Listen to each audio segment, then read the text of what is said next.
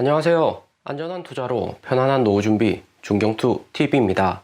네, 11월 30일 수요일입니다. 비트코인 16,400달러, 이더리움 1,200달러 3.9%, 도지코인 플러스 7%, 리플레이다도 플러스고요. 우리 도지코인 상승 좋은데 골든 크로스에 투심이 살아있고 도지코인 고래 22억 달러, 워낙 2조 5천억 넘게 도지코인 추가로 이동을 하면서 도지코인 고래들 움직임이 심상치가 않습니다. 이더리움 도미너스 16.8%로 전체적인 알트코인 투심은 약간은 회복된 상태이고요. 이번 주 가장 큰 이벤트인 파월의장 연설만 잘 넘어가며 12월 13일 미국 인플레이션율 발표 전까지는 단기 랠리 나올 수가 있습니다. 미국 시간 11월 30일, 한국 시간 12월 1일 새벽 3시 30분에 파월의장 연설이 있고요. 나스닥은 파월의장 연설 전 하락을 하고 있는데 매우 긍정적인 움직임이고요. 비트코인은 이미 하락을 많이 했고 나스닥 주식시장이 파월의장 연설 의식을 하고 이렇게 하락 오는 시그널을 주며 파월의장 연설에서 당장에는 금리를 내린다, 긴축 강하게 한다 이런 부정적인 발언 안 할 가능성이 높고요. 이전에 했던 말 반복하면서 시장에 약간의 안도감을 줄 수가 있습니다. 파월의장 12월 1일 새벽 연설은 허친스 재정통화정책센터에서 글로벌 경제 전망하고 미국 노동시장에 대해서 연설할 예정이고요. 연설 이후에 허친스 센터의 데이비드 워셀 소장하고 인터뷰도 한다고 합니다. 파월의장 성향상 8월 잭슨홀이나 FOMC 이런 중요한 곳에서 강한 기조로 이야기를 했지 이번 허친스 재정통화정책센터에서는 새로운 의견 제시할 가능성은 적다 생각이 듭니다. 파월의장 변호사 출신 연준 의장이기 때문에 발언할 때마다 단어 선택도 조심하고 연준 의장도 이연임이기 때문에 한마디 한마디가 글로벌 금융 투자자 모두가 집중한다는 것을 잘 알고 있죠. 때문에 파월의장 연설 무난히 넘어갈 것이다 시장은 예측하고 있는데 일부에서는 혹시나 파월의장 새로운 긴축 발언이나 경기 침체 공식 선언 같은 발언이 나온다면 주식시장 하락할 수도 있기 때문에 일부 비중을 조절한다 볼 수 있습니다. 파월의장 어떻게 이야기하냐에 따라서 시장의 변동성 매우 커지죠. 때문에 비트코인 고래들 거래소로 53,000개 비트코인 옮겨두고 파월의장 연설 내용을 기다리고 있습니다. 이 정도 되는 자금이 시장가로 매도가 되면 비트코인 15,000달러 직전 저점 뚫을 가능성이 매우 높죠. 대신에 파월의장 별다른 이야기 없으면 다시 콜드 지갑으로 옮겨갈 수가 있습니다. 나스닥 마이너스 4% 강한 하락이 오는데 비트코인 16,000달러 약한 지지선이라서 다음 지지선이 12,000달러까지 내려올 수가 있고요. 비트코인 작년 11월 30일 계절적으로 차트를 비교해보면 12월 25일 크리스마스 랠리에 살짝 반등을 왔지만 그 전에 폭락이 크게 온 다음 크리스마스 랠리 왔었습니다. 작년 11월 30일 비트코인 56,000달러가 5월 중국 코인 채굴 금지 때하고 같은 지지 라인으로 매우 약한 구간이었죠. 5만 달러 지지선 약하고 5만 달러 뚫히니까 그 다음 페닉스 나오면서 비트코인 4만 달러까지 크게 하락을 했었습니다. 비트코인 최근 16,000달러 구간보다는 12,000달러 지지선이 훨씬 더 강한 구간이죠. 비트코인 18,000달러 여기 라인도 4달 정도 버티다가 다시 하락해서 16,000달러 된 거고 비트코인 당장의 가장 강한 지지 라인은 12,000달러다 볼 수 있습니다. 12,000달러 비트코인 지지 라인 언젠가는 올 듯 한데 당장 12월로 오는지 아니면 내년 2월 미국 빅테크 4분기 어닝에서 미국 주식 하락 올 때 같이 패닉셀이 나온지가 관건일 듯 합니다. 당장의 파월의장 발언만 크게 문제가 안 되면 비트코인 반등 왔다가 다시 하락을 올 수가 있고요. 그리고 내년 미국 빅테크 실적에서 나스닥 비트코인 하락 올 수는 있지만 빅테크 실적에서 순이익 경기 침체로 하락은 하지만 하락 정도가 스무스하다면 비트코인 나스닥 횡보하면서 찐 반등이 나올 수 있습니다. 하지만 5% 기준금리에 미국 빅테크부터 신생기업, 적자기업들 수익 나오기는 쉽지 않겠죠. 당장에는 나스닥이 중요한데 파월의장 연설 전 QQQ 280달러로 지난주 저점을 깨고 내려왔습니다. 애플 중국 공급 문제로 애플 주가가 전체 나스닥을 끌어내렸다 볼 수 있고요. 그런데 애플로 인해서 주가 하락은 월가에서 만드는 공포조장 뉴스다 생각이 듭니다. 작년 중국 헝다 부동산 파산설하고 비슷한 케이스라고 하루 전에도 이야기를 드렸죠. QQQ 나스닥이 빠르게 상승을 안 해야지 파월의장 강한 긴축 발언 어려운 거고 나스닥이 크리스마스 랠리 나오려면 지금 구간대에서 단기 투자자들 털고 반등 나올 가능성이 매우 높고요. 나스닥 반등이 오려면 여기 빨간색 점선 라인까지는 상승이 가능합니다. 그리고 파월의장 연설 이후에도 당장의 횡보나 약간의 조정은 있을 수 있겠지만 12월 13일 미국 CPI 인플레이션율 발표가 더 이상 악재가 아닌 호재로 작용할 가능성이 매우 크고요. 미국 인플레이션율 내려가고 있죠. 여기 3주 전 장대 양봉 나스닥 플러스 10% 크게 상승한 것도 미국 인플레이션율 7.7%로 낮게 나온 덕분이다 볼 수 있습니다. 연준이 원하는 2% 금리까지 시간은 많이 남았지만 작년 12월 미국 인플레이션율 11월보다 더 높았기 때문에 기저효과로 인해서 12월 인플레이션율 내려올 가능성이 크겠죠. 당장에 애플이 주가 하락해서 나스닥도 같이 하락하고 비트코인도 의미 있는 반등 나오지는 않고 있습니다. 애플은 중국 코로나 봉쇄로 인해서 주가 하락했고 거기에 일론 머스크도 애플에 대해서 비판 중이고요. 일론 머스크 애플 아이폰 인앱 결제에서 기존의 30% 수수료가 매우 높다고 이야기하고 있고 트위터뿐만 아니라 앱 개발자들에게 모두 높은 수수료를 독점적이다 이야기를 했습니다. 여기 처음에 월스트리트 배츠 레딧에서도 애플의 초창기 광고 패러디 영상 업로드를 하면서 애플의 독점에 대해서 지적을 했고요. 미국에서 빅테크들 독점으로 인해서 신생기업들 성장을 저해한다고 미국 의회에서는 반독점법 법률까지 제정 준비 중입니다. 거기에 일론 머스크 애플 수수료 정책 비난으로 불난 집에 기름 부은 격으로 애플 주가에도 부정적으로 작용을 했고요. 일론 머스크 최근 트윗에 애플 견제하는 내용이 매우 많습니다. 애플의 검열 방식을 공개해야 된다 투표도 진행했고 210만 명 투표해서 찬성이 84%로 매우 많고요. 일론 머스크 당장에는 트위터 구독료 결제해서 트위터 순이익 증가시키려고 애플 견제하는 것도 있겠지만 궁극적으로는 트위터 일론 머스크의 영향력이 애플 주가까지 움직일 정도로 커졌다는 것을 의미한다 볼 수 있고요. 아마존이 워싱턴 포스트 인수했을 때 그때와 마찬가지로 빅테크하고 언론 회사가 연계를 하면 시너지 효과가 매우 클 수가 있습니다. 아무리 좋은 회사라고 해도 언론에서 부정적인 관점 계속해서 내보내며 일찍 일어나서 뉴스 많이 보는 투자자들 아침마다 안 좋은 뉴스 접하면 해당 주식에 투자하기도 쉽지가 않은 거고요. 일론 머스크 중국 폭스콘 공장 이슈로 인해서 애플 주가는 141달러 하락은 했지만 여전히 고점에서 가격을 형성하고 있습니다. 2010년 4월 코로나 폭락 왔을 때와 비교했을 때 여전히 애플 주가는 2배 이상 높은 주가를 유지를 하고 있고요. 부동산으로 치면 한국 강남 아파트하고 매우 비슷합니다. 글로벌 1등 애플은 우량주이기 때문에 하락을 하더라도 가장 마지막에 하락하고 주가 방어도 잘 되고 있고요. 시가총액 작은 성장 기업들 모아놓은 캐시오드 아크케이 펀드 보면 2020년 4월 코로나 폭락 왔을 때하고 같은 수준으로 하락을 했고요. 2019년, 2018년 코로나 오기 전보다도 주가가 더 내려갔죠. 2000년 닷컴 버블 때 잡주도 하락하고 이후에 회복해도 최소 3년은 걸렸습니다. 높은 대출 금리에 도산하는 신생기업들 매우 많았고요. 당장에 수익 나는 것도 아닌데 8% 대출 고금리에 3년 버티는 것만 해도 대단한 거죠. 애플 주가 130달러 여기 마지노선으로 계속해서 지켜주는 것은 애플의 아이폰, 맥북도 잘 팔리지만 3분기 애플 자사주 매입을 했고요. 애플은 현금만 200조 넘게 보유하고 있어서 자사주 매입 동안 주가 방어가 용이합니다. 테슬라, 페이스북이 아무리 빅테크라고 해도 현금이 애플보다 적기 때문에 자사주 매입 동안 주가 방어는 쉽지가 않고요. 구글하고 아마존은 애플하고 같이 가능합니다. 애플 당장에 일론 머스크 중국 악재는 있지만 거시경제 악재 거의 막바지 단계이기 때문에 130달러 여기 라인은 지켜줄 가능성이 매우 크고요. 워렌 버핏도 6월에 140달러 평단에서 애플 주식 대량 매수했고 버크셔 해서웨이 1등 보유한 주식이 애플이고요. 그리고 우리 도지코인은 플러스 5% 반등이 좋습니다. 25일선하고 99일선 교차한 골든 크로스 상태로 아직까지는 투심이 살아있죠. 파르장 12월 1일 긴축 발언이 없으면 비트코인에 단기적으로 영향을 줄 만한 거시경제 악재는 없다 볼 수 있습니다. 하지만 도지코인 이렇게 상승하는 것은 개인들 투심이 돌아오고 있고 투기적인 자본도 여전히 코인 시장 내 존재한다는 의미죠. 작년 10월 미국 높은 CPI하고 올해 5월 루나 사태 때 도지코인 상승했던 것과 매우 비슷한 움직임이다 볼 수 있습니다. 도지코인 바닥에서 횡보하고 나스닥만 상승해주면 비트코인 반등 거의 확실하다 볼 수 있는데 도지코인이 이렇게 상승하는 것은 비트코인 빠른 반등에는 긍정적인 신호는 아니다 볼 수 있죠. 대신 긍정적인 관점에서 도지코인 상승 생각을 해보면 도지코인 10번 고래 지갑에 워낙 2조 5천억이나 되는 도지코인이 입금이 되었습니다. 그러면서 도지코인 3번 고래부터 7번, 10번, 13번까지 도지코인 상위권 고래들이 매수량을 늘리고 있고요. 1번 고래는 도지코인 전체 유통량의 28% 보유를 하고 있는데 일론 머스크라는 이야기가 많습니다. 1번 고래는 팔고 있고 다른 고래들 매수를 하고 있는데 여기 라스트인 최근에 입금된 날짜가 11월 29일로 매입량을 빠르게 늘리고 있고요. 트위터에서 도지코인 결제 나올 가능성이 향후에 높기 때문에 매수한 듯 보입니다. 일론 머스크 2019년부터 도지코인 옹호를 계속했고 일론 머스크 성향만 봐서도 트위터 결제할 가능성 매우 높죠. 그러면서 세인트트리 최신 분석에서도 비트코인 고래들이 작년 10월부터 13개월간 비트코인 매도량을 계속해서 늘려왔었는데 최근 들어서 비트코인 47,000개 매수를 하면서